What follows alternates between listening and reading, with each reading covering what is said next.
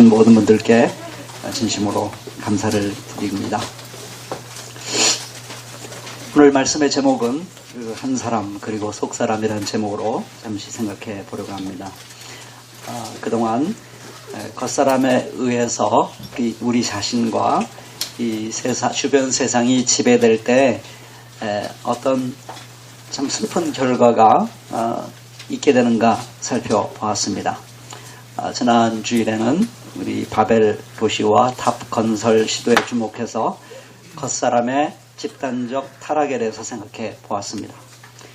하나님은 언어를 혼잡케 하심으로써 일단 그들의 타락한 시도를 중단시키십니다. 그러나 그것은 죄의 확산을 방지하는 데 그치는 임시 방편일 수밖에 없었습니다. 그래서 창세기 12장 바로 이어지는 이야기에서부터 하나님은 전혀 새로운 시도를 하십니다. 1절부터 3절을 다시 읽어드립니다. 너는 네가 살고 있는 땅과 네가 난 곳과 너희 아버지 집을 떠나서 내가 보여주는 땅으로 가거라. 내가 너로 큰 민족이 되게 하고 너에게 복을 주어서 네가 크게 이름을 떨치게 하겠다. 너는 복의 근원이 될 것이다. 너를 축복하는 사람에게는 내가 복을 베풀고 너를 저주하는 사람에게는 내가 저주를 낼 것이다. 땅에 사는 모든 민족이 너로 말미암아 복을 받을 것이다. 엄청난 계획입니다. 하나님의 궁극적인 이 계획은 땅에 사는 모든 민족에게 복을 베푸시는 것입니다. 즉 죄로 말미암아 고통을 겪고 있는 모든 민족이 결국 구원을 받아 하나님께서 베푸시는 풍성한 복을 누리며 살게 하겠다는 것입니다.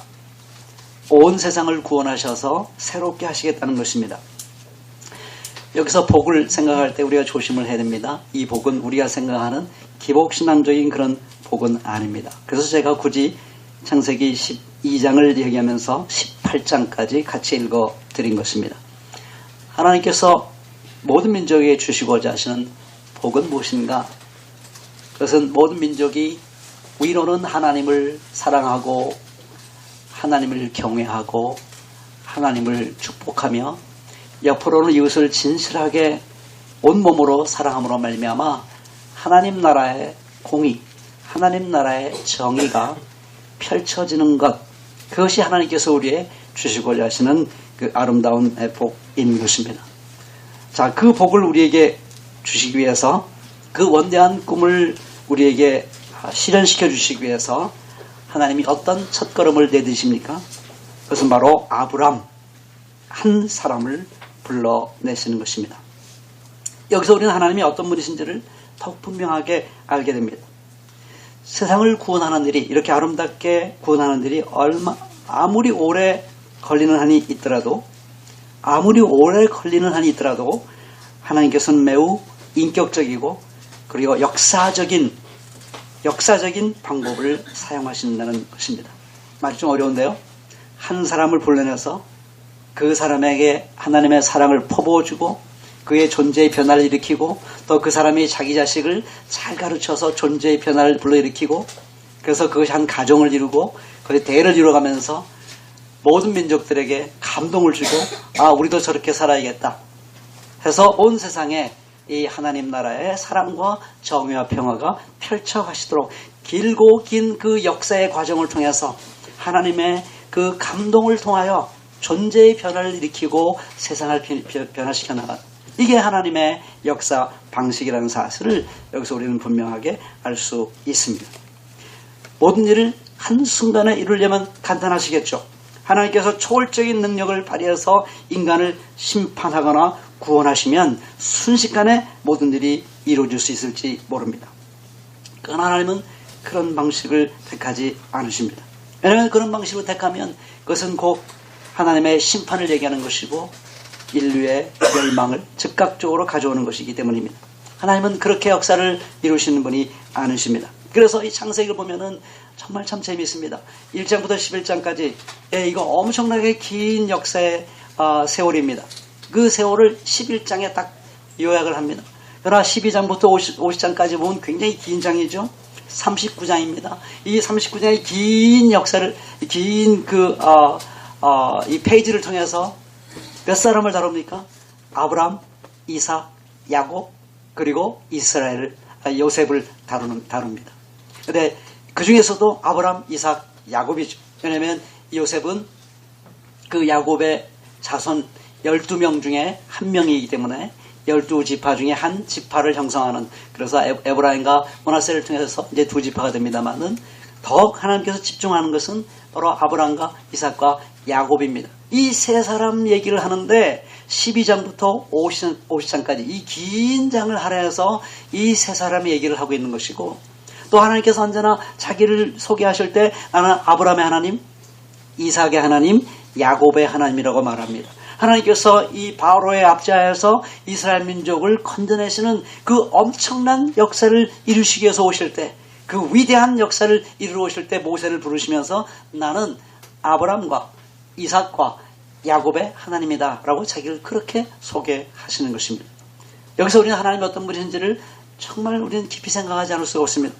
하나님께서는 한 사람 한 사람을 소중히 여기셔서 바로 그런 사람의 존재의 변화를 통하여 세상을 변화시키시는 그런 분이시다는 사실을 우리에게 명확하게 알려주시고 있는 것입니다.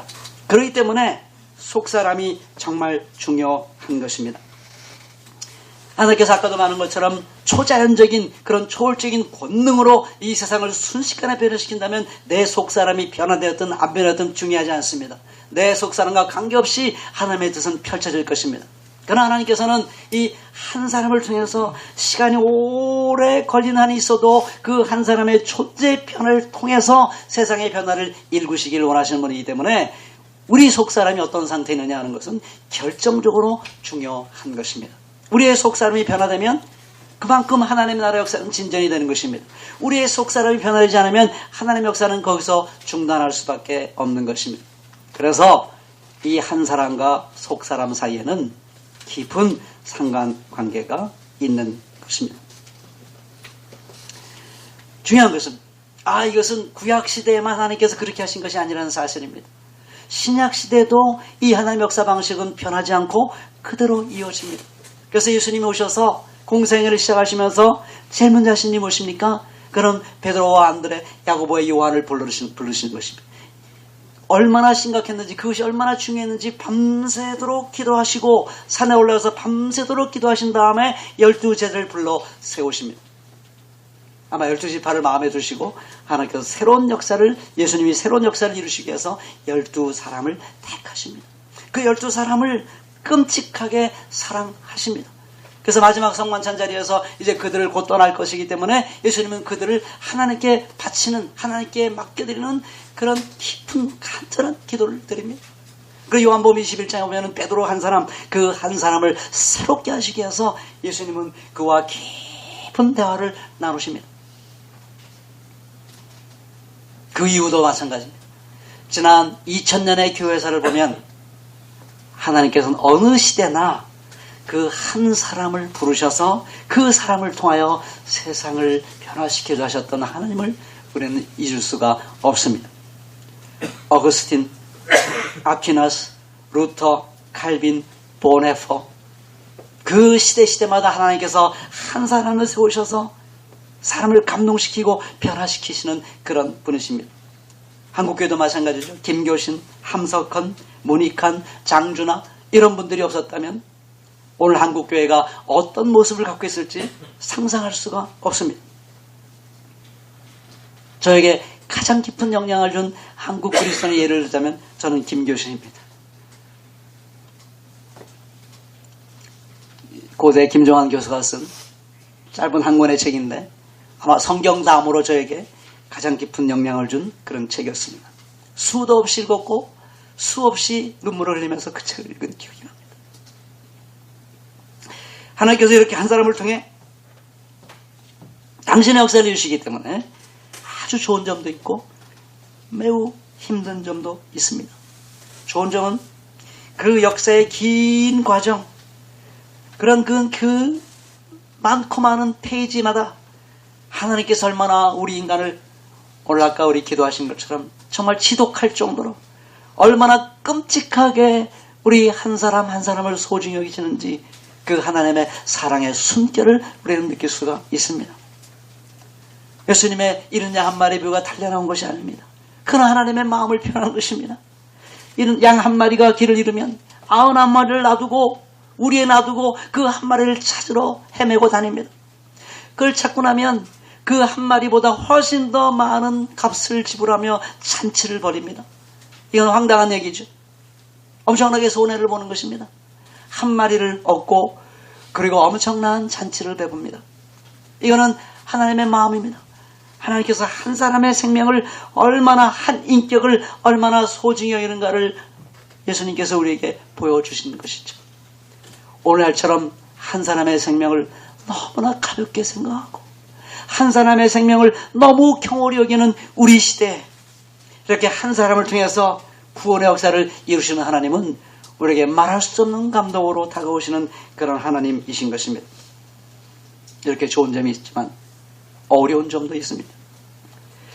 왜냐하면 하나님께서 그 한 사람에게 집중해서 한 사람의 존재를 변화시키고 그 사람을 통해 주변 사람을 변화시키고 그 사람을 통해 세상을 변화시키고자 하는 동안에 이 불의한 세력이 세상 역사 속에서 판을 치는 경우가 종종 있기 때문입니다. 그럴 때면 부당한 고통을 겪는 사람들, 그리고 그들을 지켜봐야만 하는 믿음의 사람들, 너무너무 견디기가 힘들고 어렵습니다. 그 가정에서 위로가 있다면 그 고난을 견뎌낼 수 있는 힘을 하나님께서 주신다는 사실, 그리고 그 고난을 견뎌내면서 우리의 존재를 성장시켜준다는 사실, 그리고 결국의 역사는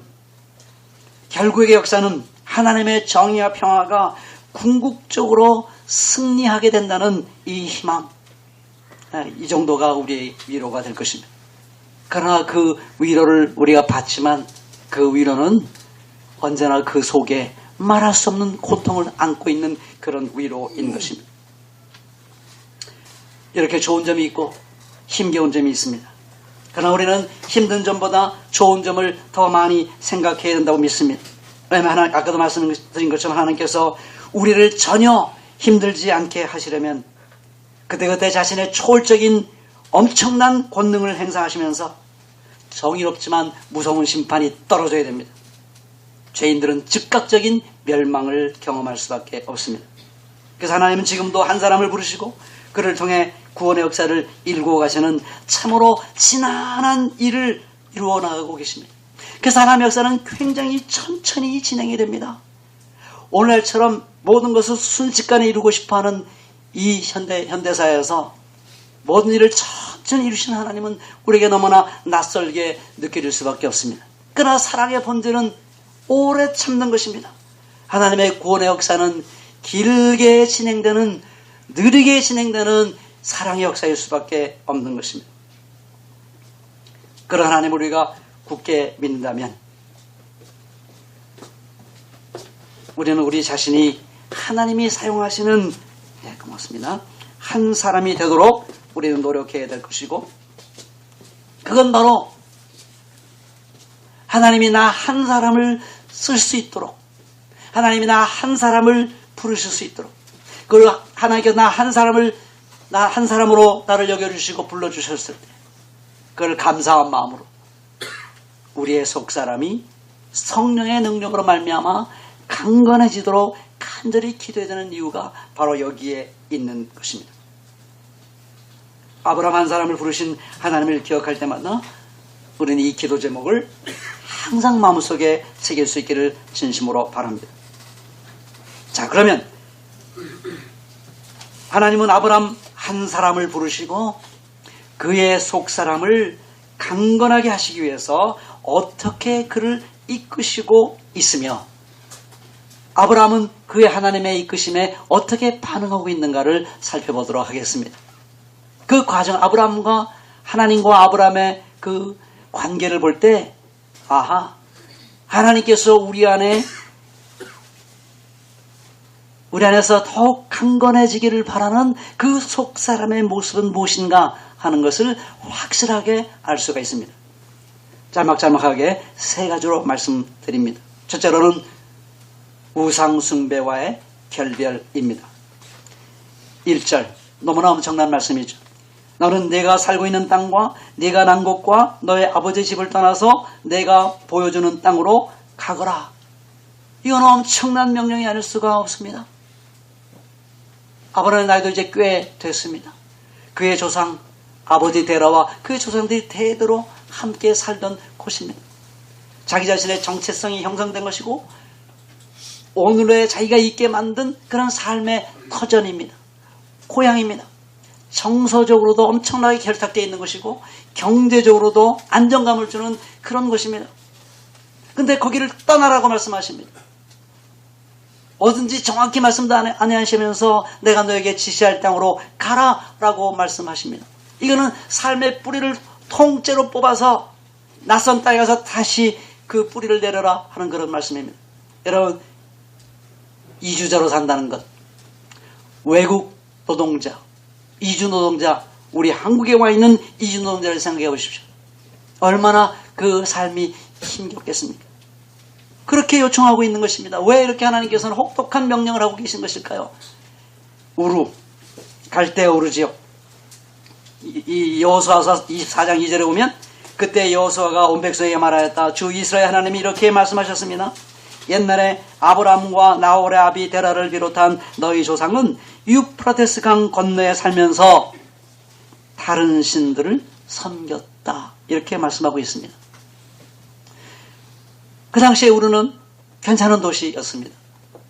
괜찮은 문화의 도시였습니다. 그런데 거기는 다른 신들이 우글거렸습니다. 사람들은 하나님 외에 우상들을 열심히 섬기고 있었고 아마 대표적인 학자들에면 대표적인 신은 달의 신이었다고 그러는데 그 신이 또 영어로 보니까 SIN이에요. 그 뭐라고 읽어야 될까? 달의 신인데 신이에요. 신이라고 읽어야 되나요? 네. 그 신을 열심히 섬기고 있었습니다. 여기에 머물러 있어서는 희망이 없었습니다. 그 우상 숭배와 확실하게 결별하기 위해서는 그 삶의 터전을 떠나야만 했던 것입니다. 자기 삶의 뿌리를 뿌리채 뽑아서 새로운 땅으로 가지 않는 한 그 만연되어 있는 우상 숭배의 문화와 삶의 양식에서부터 그 가치관, 세계관으로부터 벗어날 수가 없었기 때문인 것입니다. 하나님이 사용하시는 한 사람이 되려면 우상 숭배와 확실하게 결별해야만 되는 것입니다. 오늘날 우리가 결별해야 될 우상 숭배, 자, 입이 닳도록 말해서 여러분들이 들으면 이제 지겨울 거예요. 뭐죠? 돈에서 해방된 교회, 돈이죠. 만문입니다. 무섭습니다. 오늘 모신문에 보니까 이번에 엽총으로 굉장히 짧은 시간 내에 살인사건이 있었습니다. 하나는 세종시 금암리, 하나는 화성시 남양동. 기사를 읽어보니까 돈과 관련되어 있어요. 죽은 사람들은 그 도시개발 뉴타운을 통해서 엄청나게 돈을 번 사람들이에요. 뭐 100억까지도 가더라고. 그거 내놓으라고. 그거 나한테 주라고. 나눠 먹자고. 그러다가 안 나눠주니까 쏴버린 거예요. 그리고 자기 자신도 죽었습니다.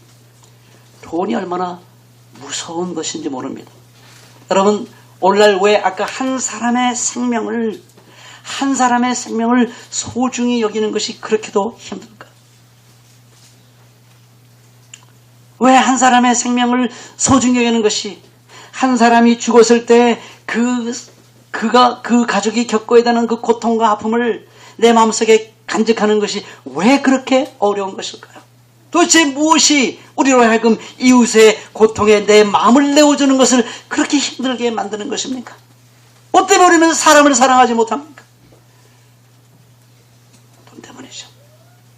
하나님께서 이 땅에 새로운 역사를 이루시기 원해서 우리 한 사람을 불러내십니다. 그러면 우리는 그 한 사람이 되려면 우상 숭배와 확실하게 결별해야 되는 것입니다. 결코 쉬운 일은 아니겠죠. 그런 점에서 저는 이 공동체 생활하시는 분들을 저는 굉장히 존중합니다. 우리 아까 기도 시간에도 나왔습니다만은 그래도 이 돈을 숭배하는 이 제도, 어떤 정치, 경제에 대해서 저항하는 거 쉬운 일은 아니죠. 방기성 목사님 40일 목숨 걸고 금식해도 눈 하나 깜짝하지 않아요. 그러니 얼마나 외롭고 고통스러운 일입니까? 그 일이 제일 쉽다는 얘기는 아닙니다. 그러나 우리가 그런 정치적인 운동에 끝나면 우리의 저항운동은 진정성을 인정받기 어렵습니다. 예를 들어서 우리의 삶, 아까 우리 기도가 정말 우리 전곡을 찌르는 그런 기도였는데요. 우리의 삶 속에 깊이 스며들어와 있는 그 돈의 힘, 그것은 우리가 가만 놔두면서 이 세상을 향해 저항한다면 거기에 무슨 감동이 있겠습니까? 우리의 먹는 것, 우리의 입는 것, 우리의 생산하는 활동, 나누고 결혼하고 아기 낳고 기르고 교육하는 이 전 과정, 노후에 대한 준비, 이 나의 삶의 모든 과정에서 우리는 돈과 싸워서 이겨야 됩니다. 결별해야 됩니다. 그런 단호한 결별 속에서 그런 결별을 선언하고 그리고 나서 이 세상을 향해 저항할 때 거기에 진정성이 있고 비로소 사람들을 움직일 수 있는 힘이 저는 거기서 나올 수 있다고 저는 생각을 합니다.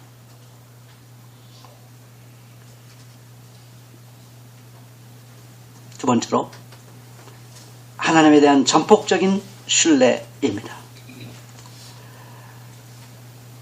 아브라함이 자신의 익숙하고 안정적인 삶의 터전이었던 우르와 하란까지 과감히 떠날 수 있었던 것은 하나님에 대한 전폭적인 신뢰가 있었기 때문입니다. 4절, 아브라함은 주님께서 말씀하신 대로 길을 떠났다. 주님의 말씀을 액면 그대로 철저히 신뢰한 것입니다. 야, 정말 어떻게 이럴 수 있었을까? 자세한 설명이 안 나왔기 때문에 참 추측할 수밖에 없습니다만은, 아니 우상을 섬기고 그런 우상을 섬기고 있었는데 어느 날 갑자기 하나님에 따라 가라 하니까 어떻게 이렇게 탁 버리고 떠날 수 있을까? 와, 이 낯선 하나님 대단한 신뢰다 하는 그런 생각을 해보게 됩니다. 어떤 과정을 거쳤는지 우리가 알 수는 없지만 중요한 것은 아브라함의 마음속에, 그래, 내가 하나님의 약속을 붙들고 이 삶의 터전을 내가 떠나서 새로운 곳으로 가면 거기서 하나님께서 내 삶을, 내 먹고 사는 문제, 이 내 가족을 돌보는 문제를 하나님께서 책임져 주시겠지 하는 그런 전폭적인 신뢰를 했던 것입니다.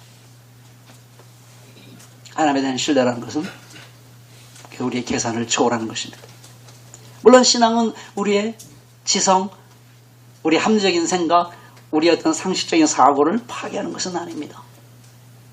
지성과 상식 밑으로 내려가는 법이 없습니다. 중요한 것은 우리의 계산이나 우리 합리적 계산이나 우리의 지성과 상식을 넘어서 초월하는 지점을까지 우리를 이끌어 간다는 것이죠. 여러분, 우상과 결별하고 새로운 터전으로 간다는 것은 무서운 것입니다. 돈을 섬기지 않고 나는 이제 돈을 철저히 무시하고, 그래서 돈과 아무런 관계없이 살겠다는 말이 아니라 이제는 돈이 내 삶의 중심이 아니고 내 삶의 중심이 하나님이다. 돈이 명령한 대로 살지 아니하고 하나님 명령한 대로 살겠다. 이야, 그거 정말 대단한 겁니다. 여러분, 삼포시대라고 말하죠. 돈의 명령을 따라서 열심히 살아도요 힘듭니다. 요즘 청년들이 돈이 하라는 대로 열심히 20년을 살아왔습니다. 어려서부터 열심히 인성교육이고 뭐고 다 포기하고 오로지 좋은 대학 가기 위해서 정말 죽도록 살아왔는데 대학을 졸업하고 나니까 갈 데가 없어요. 돈이 하라는 대로 살아왔어요. 충성스럽게 살아왔는데도 세상에 나가보니 갈 데가 없어요. 3%가 말하잖아요. 그래서요. 뭘 못하죠? 뭘 포기하죠? 연애를, 아니 결혼부터 포기하는 게 아니라 연애부터 포기하고 그 다음에 결혼 포기하고 아기 낳는 거 포기합니다. 삼포시대. 아니 돈이 하라고 하는 대로 살아도 이걸 포기해야지 할 판인데 나는 돈의 말 안 듣겠다. 하나님 말씀 듣겠다. 이건 죽으란 말이구나. 제가 여러분들에게 우상과 결별하세요 말은 여러분 죽으세요란 말과 똑같은 말인 줄 아시죠? 이건 죽으란 말이구나. 맞습니다. 죽으란 말입니다. 죽으란 말이에요. 어떻게 사시겠어요? 돈이 시키는 대로 살아도 살기가 어려운데 하나님 시키는 대로 살겠다? 이건 죽으라는 말입니다. 계산이 안 되는 삶입니다. 성경은 우리에게 계산이 안 되는 삶을 살라고 우리에게 요청하고 있는 것입니다. 그거는 내가 책임져 주겠다는 뜻입니다. 세상이 너를 책임져 주지 못하면 내가 너를 책임져 주겠다 하는 깊은 뜻이 담겨 있는 것입니다. 여러분, 그래도 여러분, 우리는 형편이 좋습니다. 아브라함보다 형편이 좋아요, 안 좋아요? 예? 아브라함은 정말 첫걸음을 뛴 사람입니다. 첫걸음. 뭐 설레가 없어요, 설레. 아무도 가보지 않은 길을 간 겁니다. 그래서 아브라함이 길이 된 거죠. 요즘 그 길이 끝난 것에 길이 시작된다 뭐 그런 시도 있습니다만, 아브라함은 길이 있어가지고 길을 떠난 게 아니라 그냥 자기가 길이 된 거예요. 근데 우리는 어때요? 우리가 스스로 길입니까? 아니면 길이 있습니까? 길이 나 있습니까? 안 나 있습니까? 하나님께서 우리를 가라 하실 때 길을 내놓고 가라 하시는 거예요? 아니면 우리 보고 길 되라고 하시는 거예요? 따라가면 되죠. 훨씬 형편이 좋습니다. 훨씬 형편이, 아브라함은 만배, 천배, 수천배 형편이 좋습니다. 히브리서 12장 1절부터 2절. 그러므로 이렇게 구름대와 같이 수많은 증인이 우리를 둘러싸고 있으니 우리도 갖가지 무거운 짐과 얽매는 죄를 벗어버리고 우리 앞에 놓인 다름질을 참으면서 달려갑시다 그랬습니다. 이미 이 아브라함의 뒤를 이어서 그 시대마다 강력하게 지배했던 우상의 명령을 거부하고 그 삶의 터전을 포기하고 하나님께서 책임져 주실 것을 믿고 새로운 길을 걸어간 그런 사람들이 구름대처럼 우리를 둘러싸고 있다고 히브리서 기자는 말하고 있어요. 11장에서 그 증인들을 쫙 얘기해 줬습니다. 축구를 생각하면 됩니다. 선수들이 열심히 경기하죠. 응원단들이 관중석에 둘러싸 앉아가지고는 우리 같은 응원의 함성을 보냅니다. 그런 겁니다. 더군다나 예수님께서 그 길을 가셨어요. 믿음의 창시자요 완성자이신 예수를 바라봅시다. 그는 자기 앞에 놓여있는 기쁨을 내다보고서 부끄러움을 마음에 두지 않으시고 십자가를 참으셨습니다. 그래야 그는 하나님의 보호자 오른쪽에 앉으셨습니다. 하나님은 우리에게 길 없는 곳으로 우리를 떠미는 분이 아니십니다. 길이 반듯하게 쫙 나 있습니다. 우리가 그 길을 따라갈 수 있기를 진심으로 바랍니다. 하나님이 우리를 책임져 주시는 방식은 다양한 방식이 있더라고요. 저도 이 말씀을 준비하면서 제가 한두 번 말씀드렸습니다마는 2001년 생각납니다. 제가 너무 편안하게 살아와서 안 되겠다. 우리 방인서 목사랑 4년 동안 공동 목회를 한 다음에 하나님이 내 마음속에 자꾸 떠나라는 것 같아. 너 지금까지는 그냥 내가 길을 탁 보여주면 그냥 안전빵으로 지금 살아왔는데 지금은 안전빵 끝이다. 이제는 갈 바를 알지 못하는 가운데 그냥 무조건 교회를 떠나라. 담임 목사직을, 그 공동 목회직을 떠나서 그냥 무조건 가라. 그러시는 것 같아요. 그리고 우리 아이들을 설득했죠. 이제는 우리 집도 없고 아파트도 없고 아빠가 노숙자도 될지 모르는데 괜찮겠냐? 그랬더니 우리 딸은 처음에 좀 머뭇거리더니 예스 했어요. 근데 우리 아들은 안 된대. 아빠만 나가래요. 나는 이 아파트에 있겠다. 막 울었습니다. 그런데 나중에 합의를 해줬어요. 그래서 제가 그때 승리했습니다. 그리고 결국 우리가 왜 아브라함처럼 못 사느냐? 자기 고생하는 거는 살만합니다. 근데 자식이 무슨 죄냐? 여기에 걸립니다. 자식이 무슨 죄냐? 이 무슨 죄냐 자식이. 내 고생하는 건 몰라도. 이게 마지막 단계입니다. 근데 우리 자식이 동의해줬어요. 너무 감사했습니다. 다행히 노숙자는 안 됐습니다만은 2001년, 2년 저는 그냥 횡재 한 해입니다. 아니 제가 그때 그래서 CBS TV에 앵커가 된 거 아닙니까? 앵커 CBS 저널. 난생 처음 내가 그런 거 해볼 줄 꿈에도 생각 못했어요. 얼굴이 받쳐준대요 나보고. 얼굴이 작아서 된대요. 그래서 내가 그렇게 쓰임받을 줄 몰랐죠. 그 2년 동안 제가 진짜 부자로 살았습니다. 저를 아는 동지들이 팀을 딱 조직하더니 거의 2년인가 1년인가 100만 원씩 보내줬어요. 모아가지고. 여러분 믿읍시다. 하나님이 책임지십니다.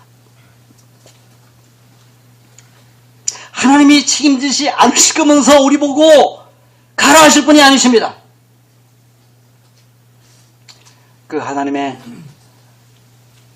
신실하심을 믿고 우리가 가야 할 길을 가는 저럼 되시길 바라고, 하나님은 대부분 공동체를 통해서 책임져 주십니다. 우리 새마음이 바로 서로를 책임져주는 하나님의 대책이 될 수 있기를 진심으로 바랍니다. 마지막으로 하나님에 대한 예배입니다. 길게 설명하지 않습니다. 가는 곳마다 처음에는 세겜 땅 모래상수리 나무 가나안 땅에 처음 들어왔는데 가나안 사람들이 살고 있어요. 한심하죠. 이미 다 차지하고 있는데 여기서 땅을 주신다고. 그럴 때 하나님께서 다시 말씀하십니다. 내가 너희 자손에게 이 땅을 주겠다라고 확인시켜 주시니까 예배로 주님 앞에 제단을 쌓고 그 제단을 바쳐 하나님을 예배합니다. 베델 동쪽에 있는 산간지방으로 옮겨 장막을 칩니다. 거기서도 제단을 쌓아 주님께 바치고 주님의 이름을 부르며 예배를 드렸습니다. 예배가 정말 중요합니다. 예배가 우리의 자기 의의를 쌓아나가는 수단으로서의 예배가 된다면, 세상에서의 엉터리 같은 삶을 정당화하는 그런 수단으로 예배가 전락한다면 그 예배는 치명적인 것입니다. 그런 예배는 우리의 신앙을 완전히 무너뜨리는 것일 것입니다. 그런 예배의 답은 뭐냐? 그런 예배의 잘못된 예배의 대안은 뭐냐? 예배를 안 드리는 겁니까? 제가 늘 말씀드리죠. 예배를 소홀히 하는 것입니까? 아닙니다. 예배를 바로 드리는 것입니다.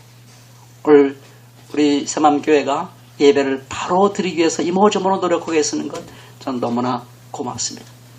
우리가 어떻게 이 어두운 시대를 만몬과 싸우면서 외로운 길을 뚜벅뚜벅 걸어갈 수 있습니까? 하나님을 예배하지 아니하고 어떻게 그 길을 갈 수 있습니까?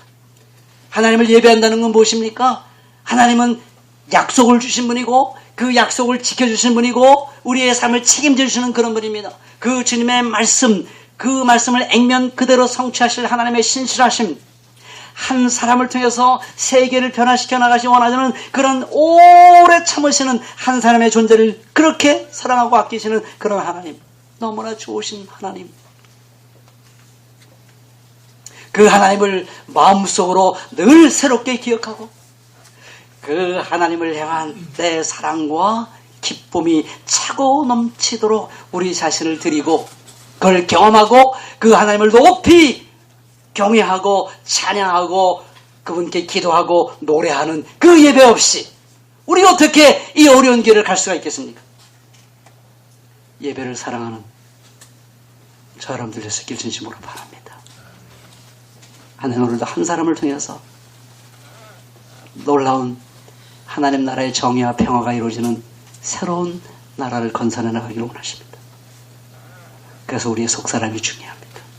우상과 결별한 속사람, 하나님의 책임져 주심을 굳게 신뢰하는 속사람, 하나님을 예배하는 속사람, 그 속사람을 지닌 사람이 되어서 하나님께 소중히 쓰임받는 우리 모두가 될 수 있기를 진심으로 축원합니다. 기도하시겠습니다.